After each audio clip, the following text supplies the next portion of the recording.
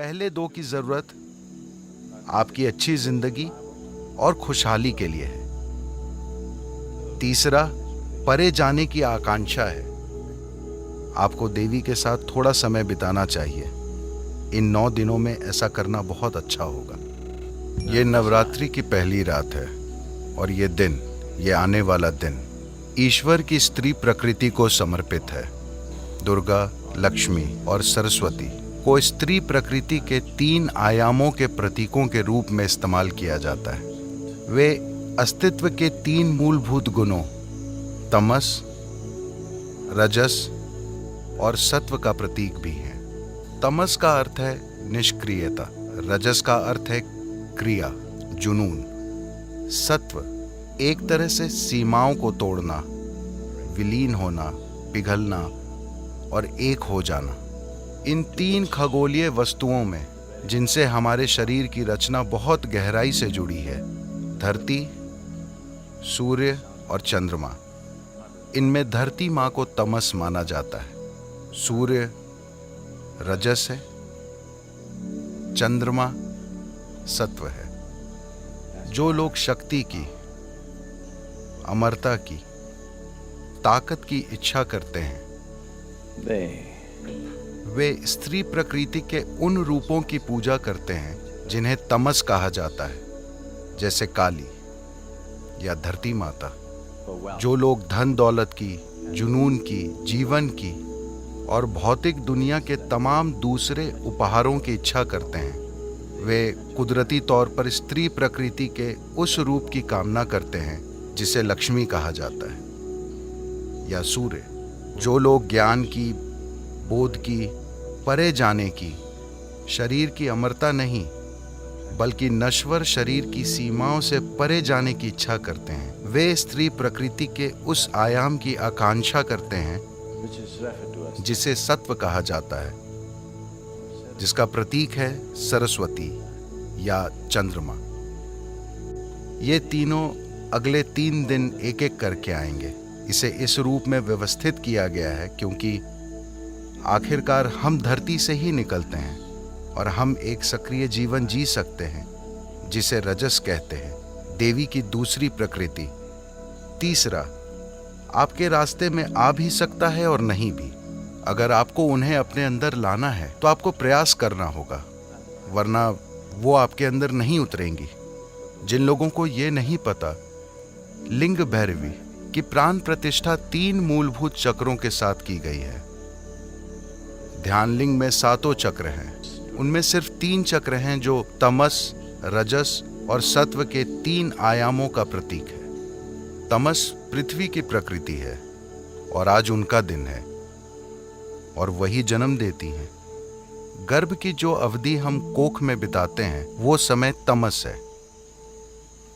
ये अवस्था लगभग शीत निद्रा जैसी होती है, मगर विकास होता रहता है। तो तमस पृथ्वी की आपके जन्म की प्रकृति है। जैसे ही आप बाहर आते हैं आप सक्रिय हो जाते हैं, रजस शुरू हो जाता है। अगर आप पर्याप्त जागरूक हुए या पर्याप्त खुशकिस्मत हुए तो सत्व आपको छुएगा, वरना रजस का रंग ऐसा है कि जब तक सब अच्छा चलता रहता है वो अच्छा रहता है।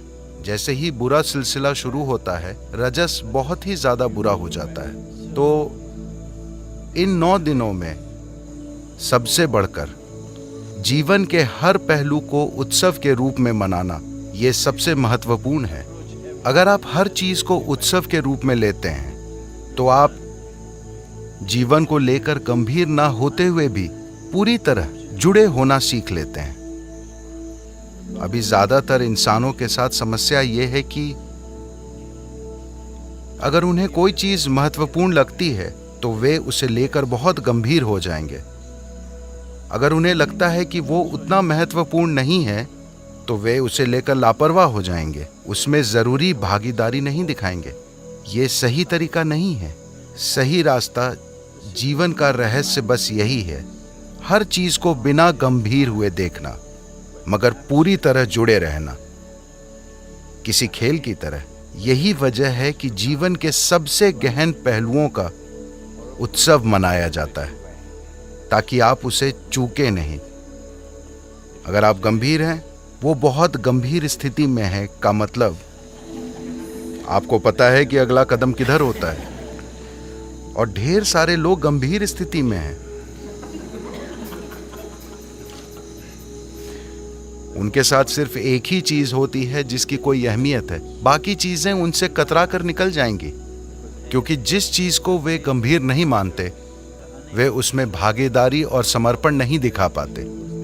सारी समस्या बस यही है। प्रकृति हमें जो छोटे छोटे सहारे देती है उनका लाभ उठाना अच्छी बात है। अपनी खुद की शक्ति के साथ आगे बढ़ना असंभव नहीं है, लेकिन ज्यादा लोग ऐसा नहीं कर पाए हैं, बस इतना ही। तो इन 9 दिनों का लाभ उठाएं। अगर आप इन 9 दिनों के लिए यहाँ हैं तो कृपया उसका लाभ उठाएं। आपको देवी के साथ थोड़ा समय बिताना चाहिए। इन 9 दिनों में ऐसा करना बहुत अच्छा होगा। तो आज वो दिन है, आप धरती पर बैठे हैं, आपको बस उनके साथ एक होकर रहना सीखना चाहिए।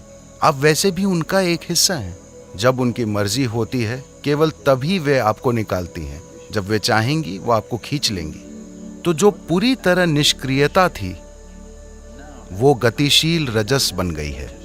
ये जीवन शायद सभी सीमाओं के परे चले जाए या शायद उसी चीज में वापस चले जाए। दुर्गा लक्ष्मी सरस्वती कभी नहीं हुई। इसका मतलब है कि आप चक्कर लगा रहे हैं, आप जाल में फंसे हैं। जीवन मृत्यु जीवन मृत्यु जीवन मृत्यु। दूसरे आयाम का आना अभी बाकी है। ये दोनों तो वैसे भी होंगे। जो निष्क्रियता की अवस्था में है वो रजस और सक्रियता की स्थिति में आएगा। ये एक व्यक्ति के रूप में आपके साथ हो रहा है, ये पृथ्वी के साथ हो रहा है, ये आकाश गंगा के साथ हो रहा है, ये पूरे ब्रह्मांड के साथ हो रहा है।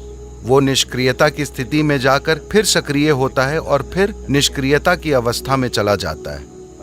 मगर महत्वपूर्ण चीज ये है कि इसमें इस चक्र को तोड़ने और परे जाने की क्षमता है।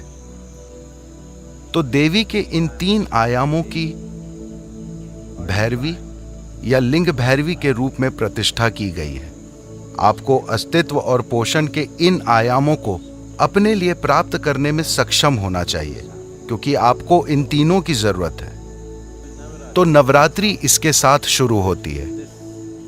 यह न सिर्फ एक शानदार प्रतीक है, बल्कि ये ऊर्जा के स्तर पर भी सच है। हर महीने, सिर्फ साल में एक बार नहीं, अमावस्या के बाद हर महीने पहले 3 दिन ऐसे होते हैं।